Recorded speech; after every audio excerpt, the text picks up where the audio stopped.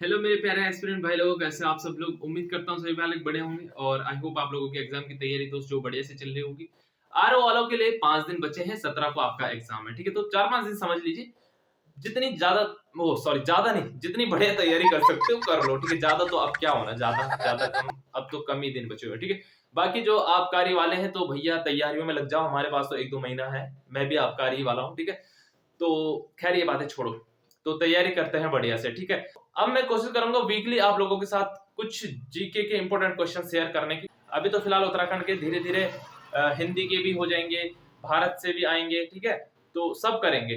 तो अभी जो क्वेश्चन मैंने ब्लैक बोर्ड पे लिखे हैं, ये ज्यादा सॉरी ब्लैक नहीं है, व्हाइट है। व्हाइट बोर्ड पे जो मैंने लिखे हैं ये बहुत ही ज्यादा इंपॉर्टेंट है।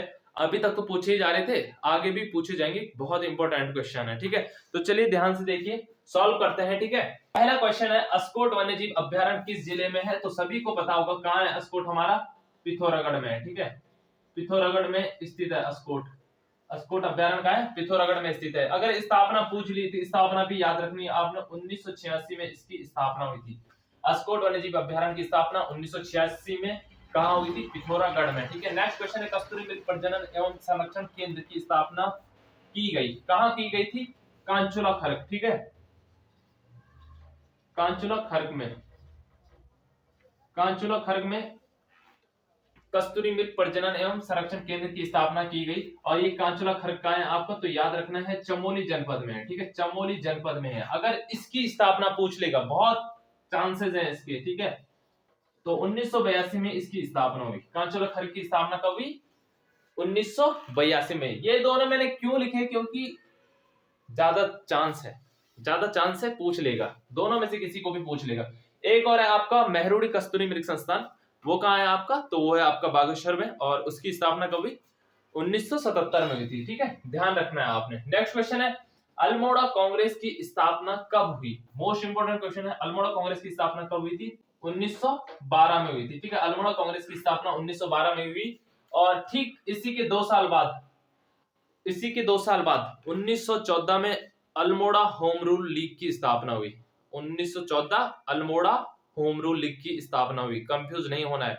फिर 2 साल बाद 1916 में हुआ कुमाऊं परिषद की स्थापना। कुमाऊं परिषद की स्थापना 1916।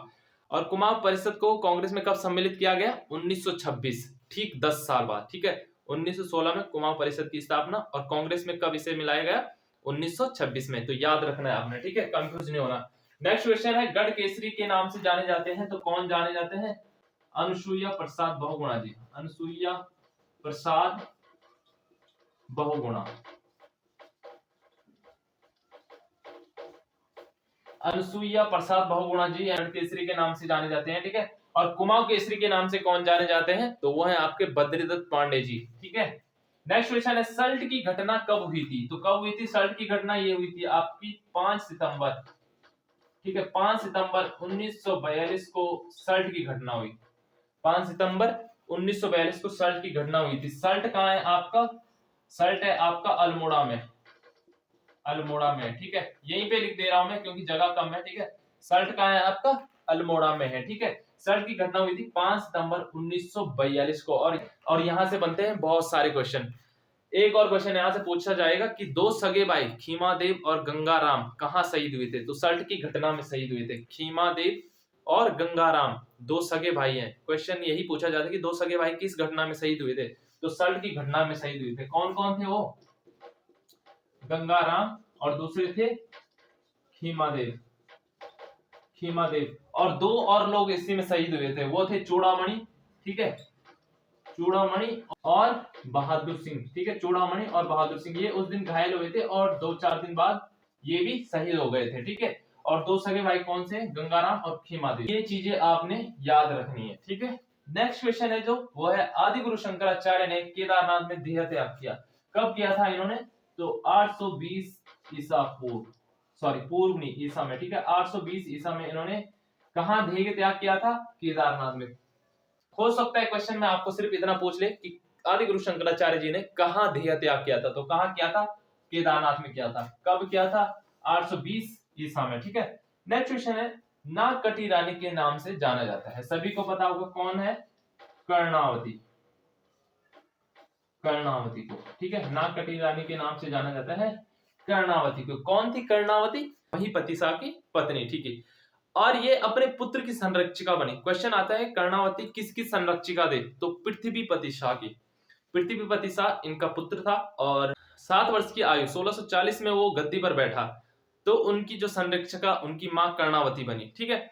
पृथ्वीपति शाह ने ही सुलेमान सिकाओ को शरण दी थी। याद होगा आपको, बहुत बारी ये क्वेश्चन पूछा जाता है कि सुलेमान सिकाओ को किसने शरण दी? तो पृथ्वीपति शाह ने ही सुलेमान सिकाओ को शरण दी थी। लेकिन हुआ क्या कि औरंगजेब के डर से जो पृथ्वीपति शाह का पुत्र था मेदिनी शाह, वो सुलेमान सिकाओ को वापस औरंगजेब के हवाले कर देता है, ठीक है। जिस कारण पृथ्वीपति शाह अपने बेटे मेदिनी शाह को देश निकाला दे देते हैं, ठीक है।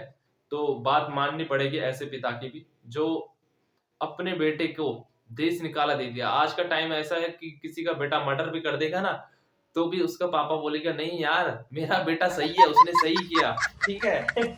चलो खैर छोड़ो वो बात। नेक्स्ट क्वेश्चन है अशोक का शिलालेख स्थित है कहाँ है?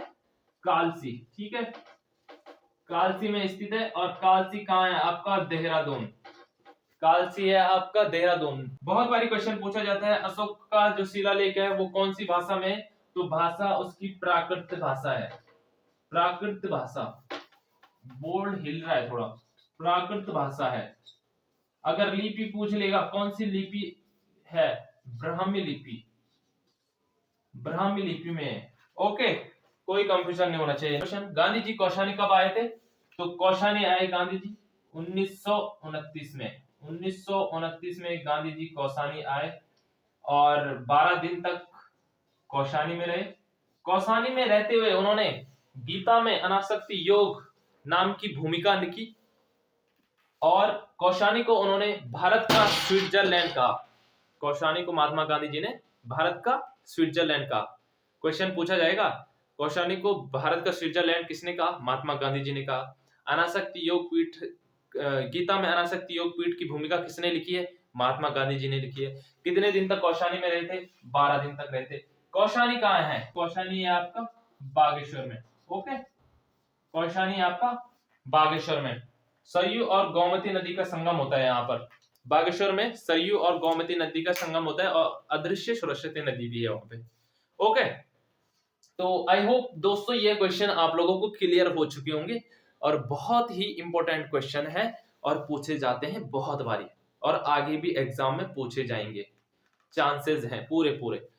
तो अब आगे जितनी भी वीडियो मैं लाने वाला हूं उनमें सारे के सारे इंपॉर्टेंट क्वेश्चन होने वाले हैं, ठीक है। तो तैयारी करते हैं बढ़िया से और इस वीडियो को करते हैं यहीं पे एंड। मैं मिलता हूं आपको नेक्स्ट वीडियो में कुछ और इंपॉर्टेंट क्वेश्चनों के साथ। Thank you so much, best of luck, अच्छे से तैयारी करो। Thank you.